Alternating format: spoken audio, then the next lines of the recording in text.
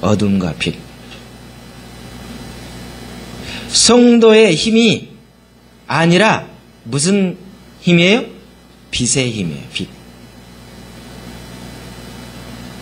그 빛 때문에 우리 성도가 영향을 받게 되는 거예요.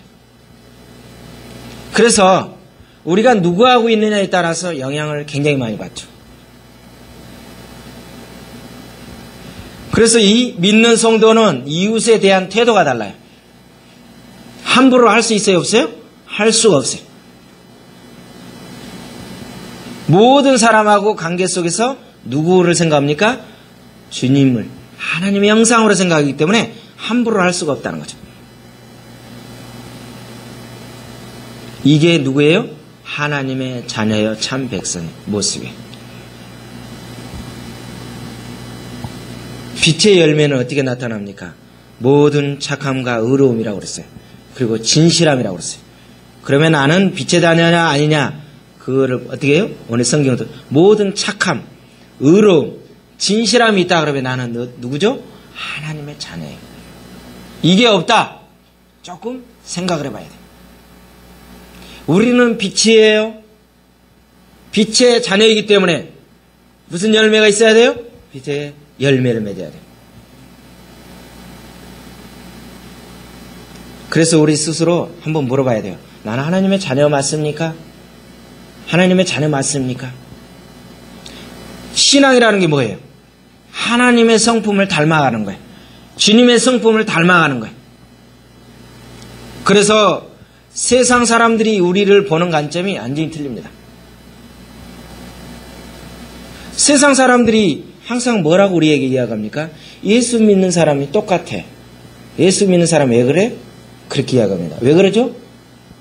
뭔가 다르다는 것을 그들 나름대로의 생각을 하고 있기 때문에 그래요. 왜 세상 사람들이 예수를 안 믿죠? 왜 교회 안 간다고 그러죠? 누구 때문에? 우리 믿는 사람 때문에 안 간다는 거예요. 왜? 저가 아는 꼬라지 보니까 저것들 때문에 시험을 들은 거예요. 그러다 보니까 그게 안 간다는 거예요. 그래야 안 그래요? 우리 부모님들이나 누가 말할 때 왜 교회 가지 말라고 그래요? 교회 사람한테 상처받은 사람 때문에 그래요.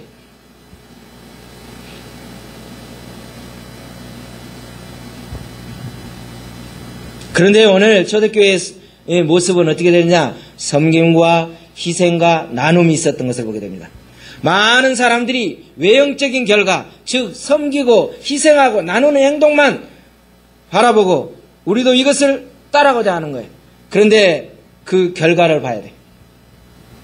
초대교회 성도들이요, 그렇게 살 수 있었던 이유가 무엇이냐는 거 알아야 돼요.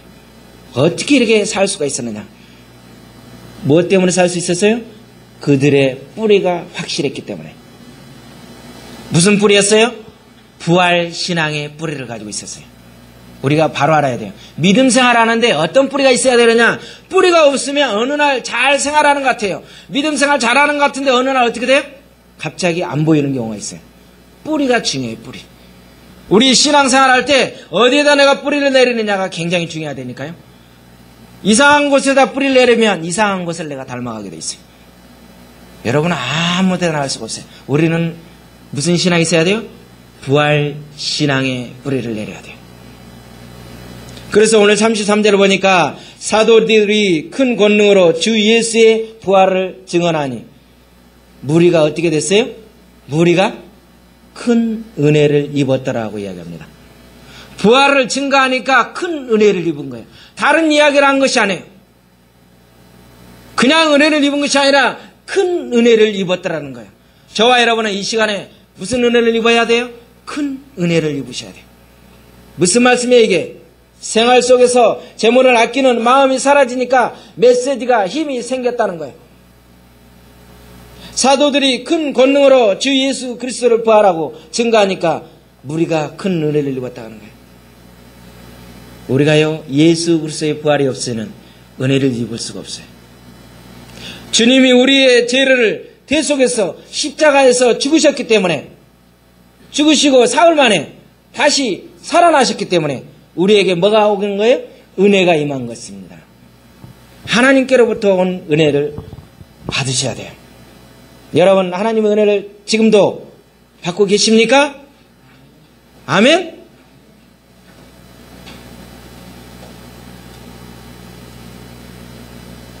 이 은혜가 없이는 하나님의 자녀라고 할 수가 없어요. 그렇다면 하나님의 은혜를 받은 자의 모습이 무엇이냐는 거예요. 계속해서 묻고 있는 거예요. 성경은요, 은혜 받은 자와 은혜 받지 못한 자에 대해서 확실하게 구분하고 있어요. 이야기하고 있어요. 은혜 받은 자는 어떻게 다릅니까? 하늘에서 주시는, 주님이 주시는 영적인 공급함을 받을 수밖에 없어요. 그러나 은혜 받지 못한 사람은 어떻게 돼요? 세상 것을 공급받기 때문에 세상의 행동만이 나올 수밖에 없죠. 우리가 받은 은혜가 참 은혜인지 아닌지, 가짜인지 진짜인지 어떻게 알 수 있어요? 어디에서 내려오는 그 은혜가 하늘에서 직접 주님이 주시는 은혜인지, 안 그러면 지상에서 내 나름대로 많은 노력 속에서 이루어지고 있는지를 우리는 살펴봐야 돼요. 수많은 사람들이 가짜에 속고 있습니다. 그러면서도 열심히 종교적인 행사를 하고 있어요. 오히려 가짜들이 더 열심히 합니다. 더 열심히 해요.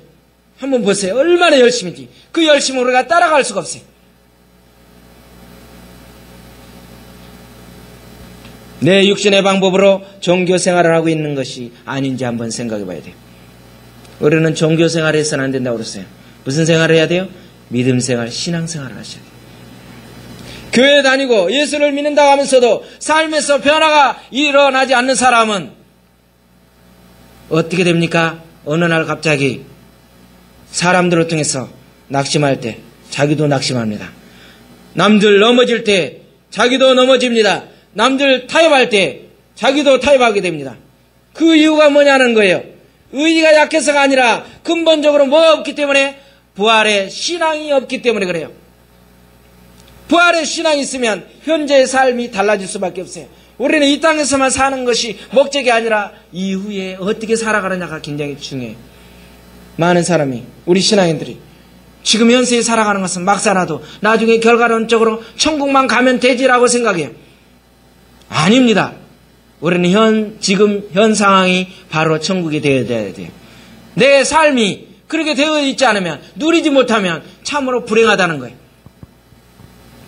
우리는 죽음은 어떻게 돼요? 끝이 아니라는 걸 알아야 돼요.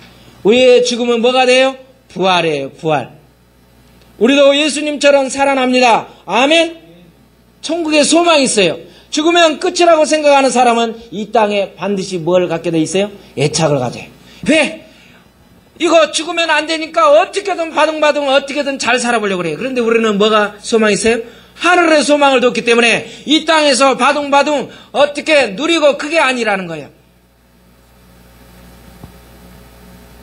여러분, 부활신앙은요, 우리의 생각을 바꿔놔요. 감정을 바꿔요.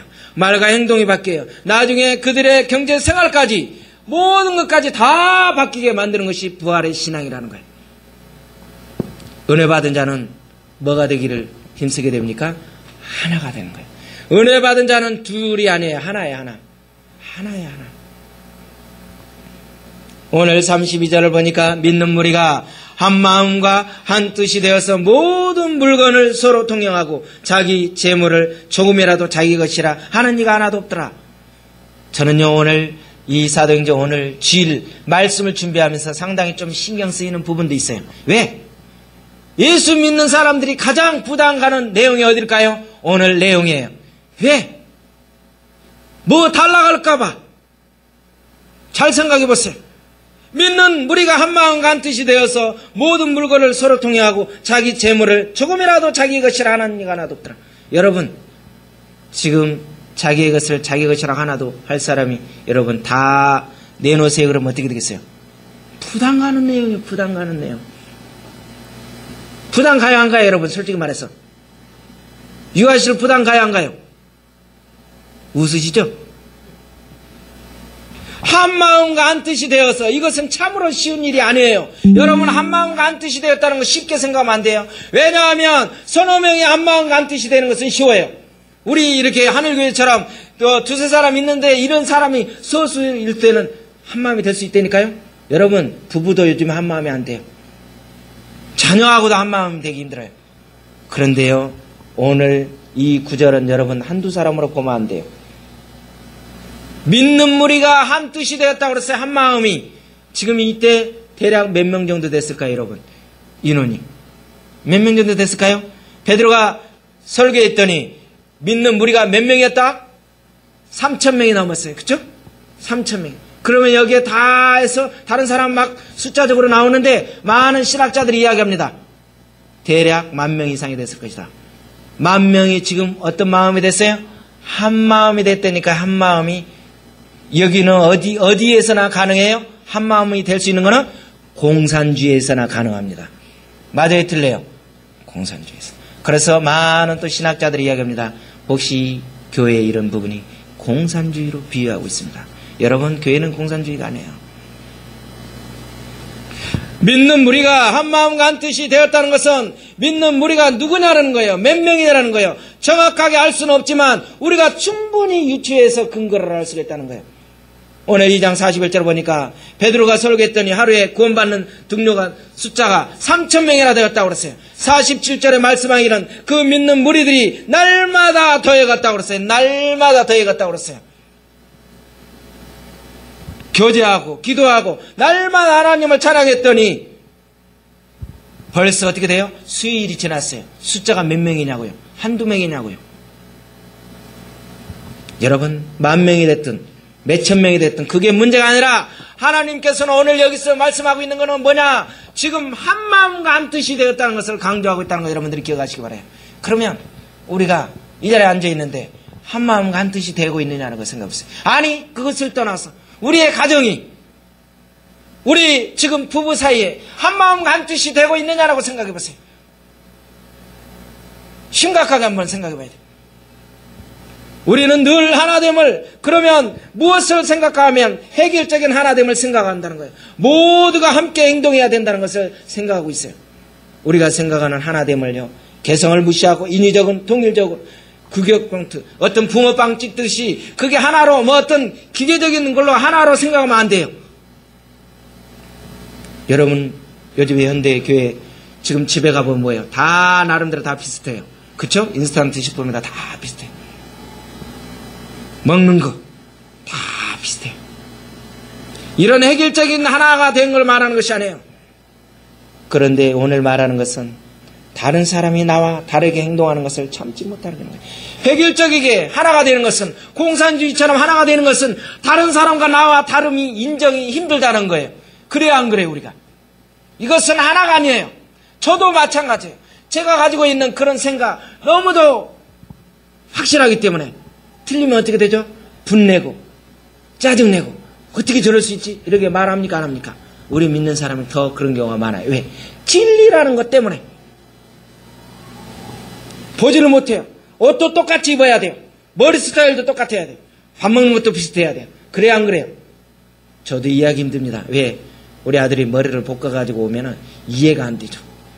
어떻게 저를 볶으냐? 나 같으면 짧은 머리 가지고 온대. 누구의 작품으로 자꾸로 만들려고 그래요? 내 작품을 만들려고 그래요. 왜 저것을 옷이라고 입었냐? 무슨 총알 맞은 것도 아니고 왜 빵꾸 나가지고 뭐 그런 걸 또 입고 다니는 거예요. 나는 그런 거 입지 마라라고 할 수 있어요, 없어요? 그렇게 그런 부분에 그런 사소한 그 해결적인 것이 아니라는 것을 여러분들이 기억하죠. 여러분, 획일성을 종교화하는 것이 어느 종교인지 아십니까? 유교예요, 유교. 여러분, 유교 잘 알 것입니다. 유교를 자세히 들어가서 보면, 그 뼈대를 보면 모든 것이 다 어떻게 돼요? 규제가 돼 있어요. 다 규제가 돼 있어요. 어르신들 만나면 어떻게 해야 된다? 이사 가는 거, 돌아가셨을 때 에이고 아이고 그거 하는 것마다 다 틀립니다. 아무 때나 에이고 하면은 죽습니다. 아이고 하면 안 됩니다. 애들 돌아갔을 때 자기 친구, 손아래, 어르신들, 엄마 아빠 소리가 다 틀려요. 권사님 그래 안 그래? 우리는 무조건 에이고 아이고 그런 줄 알죠? 다 틀리는 거예요. 이 얼마나 까다로워요. 우리는 그냥 대충 하면 되잖아요. 그런데 이렇게 해결적으로 하나로 만든다는 거예요. 얼마나 규칙을 많이 세웠는지 몰라요. 아버지에 대한 법, 자녀에 대한 법, 장례를 치르는 일이 하나 생기면 시신 하나까지 어떻게 해야 되는지 얼마나 복잡한지 몰라요. 우리 기독교가 지금 어떻게 돼요? 기독교의 장례로 치러지고 있습니까? 치러지지 않고 있습니까? 치러지고 있죠. 그런데 지금 우리가 섞고 있습니다. 지금 우리 기독교식으로 한다고 하지만 어떻게 하고 있어요? 다 거기에 짬뽕으로 지금 되고 있어요. 섞여가지고 하고 있는 거예요. 그 내용을 들여다보면 다 유교식이에요. 아직도 너무나 많이 잔재하고 있다는 거예요. 규제가 얼마나 많은지 모르고 있어요. 여러분, 하나님의 말씀은 규제를 통해서, 차단함으로 통해서 되는 것이 아니라는 걸 여러분 기억하시기 바랍니다.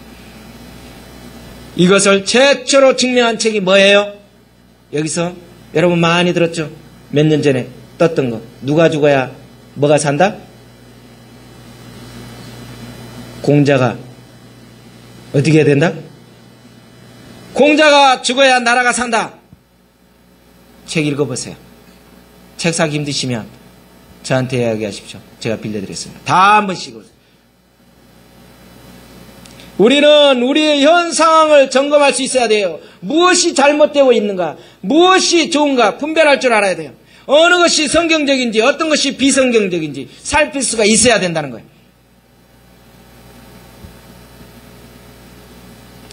획일성을 지나치게 강조하는 것은 그 안에 뭐가 있어요? 인간의 욕망, 욕심이 있기 때문에 그래요. 기독교에도 이러한 획일성을 교묘하게 지금 들어오고 있어요. 신앙을 가르친다고 교육하는 모습으로 들어가면서 그 안에, 교회 안에 침투하고 있다니까요.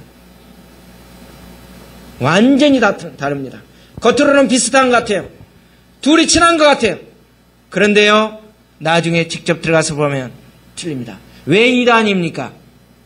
왜 2단, 1단, 3단 이야기하는데 왜 2단이에요? 머리는 똑같은데 꼬리가 틀리기 때문에 2단이라는 거예요. 겉으로 봤을 때는 전혀 몰라요.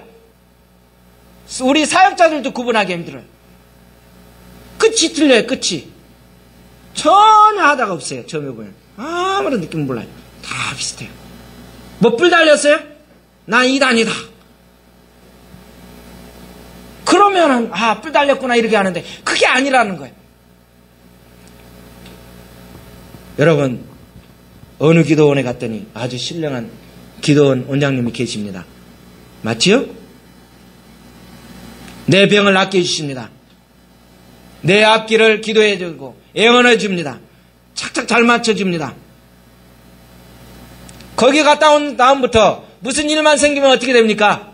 누구 생각나요? 그 신령한 기도원이 생각납니다. 제가 어떻게 해야 되죠? 이사를 가야 됩니까? 말아야 됩니까? 어떻게 해야 되죠? 물어야 안 묻게 된다는 거예요. 누구 중심이에요? 하나님 중심이 아니라 누구 중심? 사람 중심으로 가게 된다는 거예요.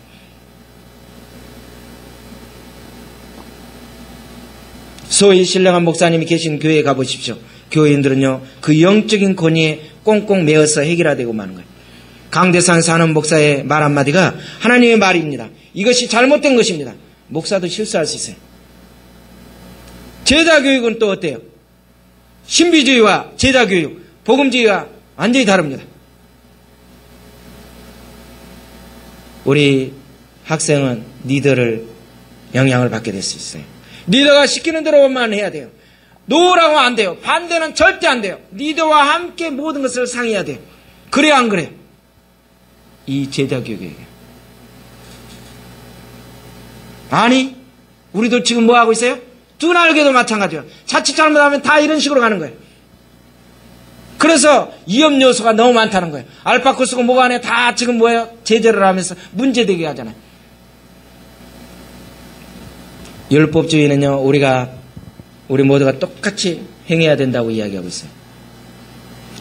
같은 확신을 가져야 하고 예모까지도 같아야 돼요. 여러분 그렇게 살 수 있어요? 아닙니다. 성경은 이러한 하나됨을 절대로 가르치지 않고 있다는 거예요. 성경은 하나됨을 해결적인 하나됨이 아니라 다양성 속에서 하나됨을 이야기하고 있는 거예요. 저와 여러분의 다양성이 있어요. 이 안에 다양하게 다 모여있잖아요. 교회란 대량의 복제 그 제품이 모여있는 게 아니에요. 다양하게 모여있는 거예요. 잘 사는 사람, 못 사는 사람, 못 배운 사람, 장애도 있고 비장애도 있고 다 있는 거예요. 많은 사람이 교회 안에서도 이런 대량의 복제품을 만들고 있는 거예요. 종교 산업이 아니라는 거예요. 하나님의 그 방법은 뭐예요? 창조예요, 창조. 늘 새로운 거예요, 새로운 거. 하나님이 쓰신 인물들을 한번 보세요. 왕비의 신분으로 쓰임받았던 네스, 또 창녀의 신분으로 쓰임받았던 기생 라합. 성경은 왜 다양하게 이것저것을 왜 다 기록해놨을까요? 왜? 좋은 것만 나왔다 그러면 우리가 따라갈 수가 없어요. 그렇죠? 그런데 다양하게 다 주신 거예요. 못 배운 사람, 잘난 사람, 서울에서 나온 사람, 지방에 나온 사람. 세상에는 그걸 구분하지만 주님 앞에는 그런 부분이 없어요. 영향이 없어요. 왕이 있는가 하면 농부 출신 아모스도 있어요. 순종하는 선지자가 있는가 하면 불순종하는 요나 같은 선지자도 있어요. 그러니까 그렇게 다양한 사람, 뺀질이 같은 사람, 정말 말 안 듣는 사람도 하나님이 쓰셨더라는 거예요. 그러나 성경이 무엇을 이야기하고 있는 거예요? 이 모든 사람들이 다 뭐였더라? 하나였더라, 하나였더라. 항상 이야기하는 모든 사람이 하나였더라. 하나님께서 쓰신 하나의 도구에 불과했던 거예요. 모두가 똑같은 모습, 획일적인 하나가 아니라 그러고 있어요. 우리는 성경 속에서 다양성을 여러분들이 기억하세요. 다양성. 우리가 하나님의 은혜를 깊이 체험하게 되면 다양성 속에서 하나가 이룰 수가 있다는 거예요. 아멘이자면 은혜라는 것이 무엇입니까? 은혜를 깨닫는 자는 바로 다른 사람을 용납하게 될 수 있어요. 나와 다른 사람, 나와 다르게 말하는 사람, 내 의견에 대체하고 도대체 이해가 안 가는 그 습관, 어떻게 돼요? 이해할 수밖에 없는 것이 바로 믿음의 사람이라는 거예요. 그런데 이 부분에 저도 설교하고 있지만 여기에 우리가 많이 넘어지고 있어요. 너무도 비본질에 대해서 목숨을 걸고 있다는 거예요. 나와 다른 사람과도 하나됨을 유지해야 한다는 거예요. 무슨 이야기냐는 거예요. 오늘날 교회가 나와 다르면 다 뭐합니까? 다 잘라버려요. 욕해버려요. 그래서 파가 날리고 교단이 다 잘라져요. 그것은 은혜 받은 자의 태도가 아니죠. 어쩌면 주님 나라에 가봐야 알아요. 누가 좋은 사람인지 나쁜지 그렇게 알 수 있어요. 지상의 사람들이 다 만들어놨기 때문에. 평신도는 몰라요. 아무데나 가면 되는 줄 아는데 누가 이놈의 교단에서 어르신들이 다 만들어놔가지고 무슨 파. 우리 장로교만 해도 파가 300파가 넘어. 도대체 어떤 게 진짜인지 나도 몰라. 파가 쪽파인지 날파인지 하여튼 대파인지 하여튼 모르지만 그놈 파. 우리는 합동치. 무슨 파. 왜 이렇게 많아요? 누가 만든 거예요? 하나님 만들었어요? 주님 앞에서는 오히려 하나예요. 감리교회가 어쩌네, 침례교회가. 말할 수가 없어요, 지금.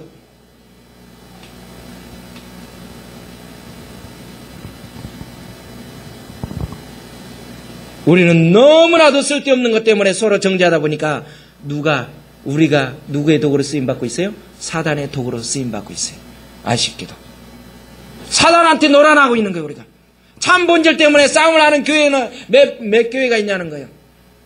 묵도를 하느냐, 말아야 되느냐, 왜 사도신경을 하느냐, 안 하느냐, 설교가 왜 기냐, 몇 분을 해야 되느냐, 예배를 어떻게 드려야 되느냐, 또 이 시작하기 전에 종을 몇 번 쳐야 되느냐, 한 번 쳐야 되느냐, 3번 쳐야 되느냐. 지금 그래야 안 그래? 그것 때문에 싸움이 많이 일어나고 있어요. 이게 다 뭐예요? 비본질적이기 때문에. 얼마나 웃긴 거예요. 사명이라는 것은 그런 부분이 아니에요.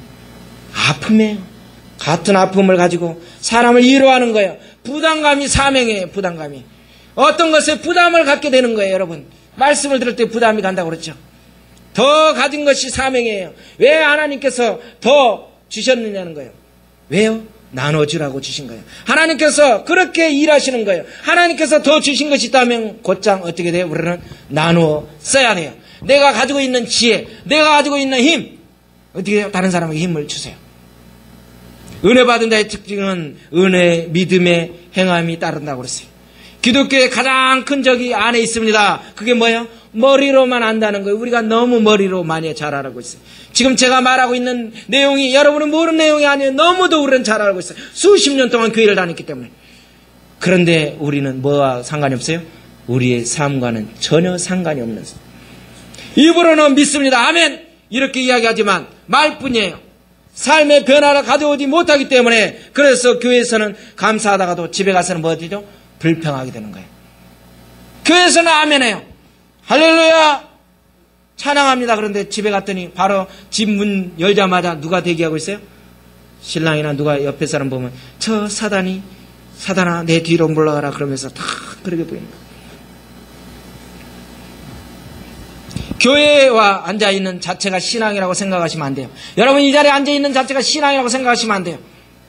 물론 예배도 중요합니다. 기도도 중요해요. 그러나 우리가 왜 예배 드리고 왜 성경 공부하고 왜 기도 드리는지 왜 그래요? 우리의 삶이 변화되고 주님의 말씀과 하나가 되는 것이 바로 하나님의 자녀라는 거예요. 그렇죠 재민이? 할렐루야. 여러분 교회 생활 따로 가정 생활 따로 직장 생활 따로 오죽했으면 야고보 사도가 뭐라고 합니까? 행함이 없는 믿음 뭐라? 죽은 것이다라고 이야기하잖아요. 행함입니다.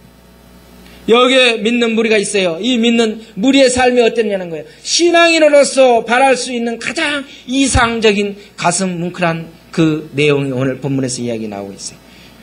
사도행전 4장 33절에서 35절 보니까 사도들이 큰 권능으로 주 예수를 부활을 증거하니 무리가 큰 은혜를 받아 그 중에 가난한 사람이 없으니 이는 밭과 집 있는 자는 팔아 그 판 것의 값을 가져다가 사도들의 발 앞에 두었다라고 했어요.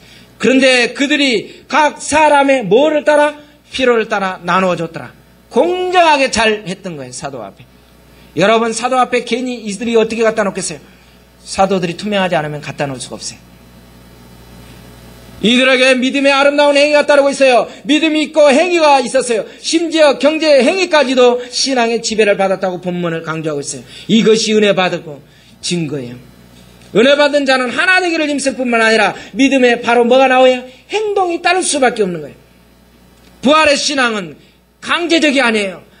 성령의 역사로 선을 이루게 되는 거예요. 스스로 하게 돼 있는 거예요. 여러분 집을 팔았어요? 헌금을 하세요? 여러분 안 하면 어떻게 됩니다? 뭐를 안 하면 벼락 맞습니다가 아니라 스스로 은혜를 받으니까 이들이 스스로 있다는 걸 알게 돼요. 그런데 많은 사람이 착각합니다. 막 쥐어짭니다. 안 내면 뭐 한다 어쩐다. 여러분 그렇게 해서 그렇게 아까운데 아예 안 내는 게 나아요. 왜냐? 받지도 않아요. 하나님이. 여가 공산주의입니까? 그러다 보니까 많은 사람이 밖에서 볼 때 교회가 보면 무섭더라. 공산주의는요 강압적인 물질 공유로 하지만 여기는 물질을 공유하는 단체가 아니에요. 우리는 뭐예요? 믿음의 단체예요. 믿음의 단체. 자발적이에요. 부활의 신앙 외에는 무엇인가를 진정으로 잃을 수 없는 힘이 있다는 거예요. 여러분이. 요한 웨슬레는 뭐라고 했습니까? 할 수만 있으면 선한 일을 해서 돈을 많이 벌어라. 또한 많은 돈을 저축해라. 그리고 뭐라고 하냐면 하나님의 영광과 선한 일을 위해서 많이 써라. 사용하라라고 이야기했어요. 얼마나 멋진 말입니까? 32절을 보니까 믿는 무리가 한 마음과 한 뜻이 되었다. 믿는 무리가. 무슨 무리가요? 믿는 무리가라고 이야기하고 있어요. 믿는 무리. 믿지 않는 무리가 모이면 뭐예요? 세상 소리가 할 텐데 믿는 무리가 한 마음과 한 뜻이 되었다는 거예요. 여러분 이 자리에 앉아있는 사람이 누구예요? 믿는 사람이잖아요. 믿는 무리잖아요. 그런데 왜 믿는 소리가 안 나오냐고요. 어쩌면 너무 말이 앞뒤가 안 맞네. 믿는 무리였기 때문에 이 부분이 가능했어요. 믿음이 없었다 그러면 이렇게 할 수가 없어요. 성령님의 역사가 그들 가운데 있었기 때문에 아름다운 일들이 믿음의 행동들이 나오게 된 거예요. 그런데 지금 보니까 지금 현대에 와서는 어떻게 믿는 무리의 모습이 아니라 강제적인 게 너무 많이 들어와 있다니까요. 뭘 작정해라 맨날 그렇게 하는 거예요. 그게 아니에요. 여러분 내 안에 뭐가 오면요 성령님이 역사하면 성령님이 역사하는 대로 되는 거예요. 작정해가지고 오히려 시험 들어가지고 많은 문제가 생긴다. 이때 작정하라고 그랬어요? 집을 팔기로 작정하라. 뭐 얼마에 작정하라. 절대 작정하라는 부분은 없어요. 누가 만들어낸 거예요? 우리 인간들이 다 만들어낸 겁니다. 모르겠어요. 제가 앞으로 어떻게 무슨 일이 있을 때 여러분 작정하십시오. 아마 저는 무슨 일이 있어도 작정은 안 할 겁니다. 작정은 여러분 개인이 하나님과 직접 작정하세요. 그리고 갚든지 말든지. 왜 입으로 해가지고 나중에 힘들게 사시냐고. 여러분 믿는 무리였기 때문에 가능했다는 거예요. 믿음이 없는 사람은 할 수 없어요. 믿음도 없는데 그 안에 은혜도 없는데 그 안에 작정해라 뭐하라 하니까 어떻게 돼요? 다 쓰러지는 거예요. 사도시대에는 절대 그런 사람이 그런 일 없어요. 사람의 얼굴이 다 다르듯이 사람의 마음이 다 다른 걸 여러분들이 인정하셔야 돼요. 그런데 이 초대교회 신자들은 한 마음과 한 뜻이 되었다는 거예요. 한 마음이라는 건 뭐예요? 한 영성을 가졌다는 거예요. 여러분, 한 마음이 됐다는 것은 하나의 그것이 한 영이에요. 한 주님을 섬기는 그 마음을 생각해야지. 안 그러면 다양성을 여러분들이 무시하게 되는 거예요. 우린 기계적인 그게 아니에요. 한 뜻이라는 것은 영으로 말미암아 한 뜻이 바로 역동적인 새 생명을 뜻하는 거예요. 한 마음과 한 뜻이 되었다는 것은 감정과 의지도 사상도 하나 될 뿐만 아니라 이웃처럼 내 이웃이 내 몸처럼 바로 생각하는 그 사람의 진정한 믿음의 공동체가 성령님께서 역사하는 그 부분이 되었다는 것을 여러분들이 이해하셔야 돼요. 그래서 사도행전 2장 46절에서 47절을 보니까 날마다 마음을 같이하여서 어떻게 됐어요? 성전에 모이기에 힘쓰고 집에서 떡을 떼고 날마다 성전에 모였다고 그랬어요. 하나님을 찬양. 이들이 모였어요. 오로지 주님을 찬양하고 주님의 이름만 이야기했어요. 그랬더니 어떻게 됐다고 그랬어요? 수가 더 되었다고 그러잖아요. 사람이 늘어났더라. 하나님께서 믿는 성도들이 신앙 안에서 하나 되기를 원하셨어요. 그래서 에베소서 4장 2, 3절에서 뭐라 하나? 성령이 하나 되게 하신 것을 힘쓰게 된다. 성령이 하나. 인간의 힘으로서는 하나가 될 수가 없어요. 무슨 말씀입니까? 이기심이 다 사라졌다는 거예요. 욕심과 탐심이 다 없어졌다는 거예요. 물질은 나만을 위해서 있는 것이 아니라는 거예요. 함께 쓰라고 주신 거예요. 그래서 자기 재물을 조금이라도 자기의 것이라고 하지 않았다는 거예요. 이 얼마나 아름다운 모습이에요. 우리나라에는 내 것이라는 거 너무나 강해요. 내가, 내 자식, 내 집, 나밖에 몰라요. 오로지 그 테두리밖에 없어요. 우리 교회밖에 몰라. 딱 내 것이라는 게 정해져 있어요. 그게 넘어가면 큰 위험 나는 거예요. 하나님이 잠시 내게 맡겨준 것에 불과하다는 걸 여러분 기억하세요. 하나님이 쓰라고 하시는 것에 다 내놓기 바래요. 아멘 안 하시는 거 보니까 상당히 고민이 생기는 거예요. 부담 가죠. 저는 내놓으라고 하지 않았어요. 하나님이 원하시면 내놓으시니까. 절대 제가 내놓으란 말 안 했어요. 이것이 은혜 받은 자의 삶의 태도예요. 은혜를 받고 나면 내 것이 아니에요. 자식도 내 것이 아니에요. 물질도 내 것이 아니고 시간도 내 것이 아니고 다 내 것이 아니에요. 그럼에도 불구하고 얼마나 많은 사람들이 이기심에 노예되어서 살고 있다는 거예요. 마틴 루터는 이렇게 이야기합니다. 진정한 그리스도인, 참으로 은혜 받은 자에게는 세 가지 특징이 있다. 뭔지 아십니까? 가슴에서 변화가 일어난다. 이 말도 너무 많이 사역자들이 이야기했어요. 가슴에서 변화가 일어난다. 둘째는 정신의 변화가 일어난다. 정신의 변화. 가장 여러분 부담 가는 게 세 번째가 뭔지 아십니까? 지갑의 변화가 일어난다. 지갑에. 다른 거는 변화가 잘 돼. 첫째 뭐요?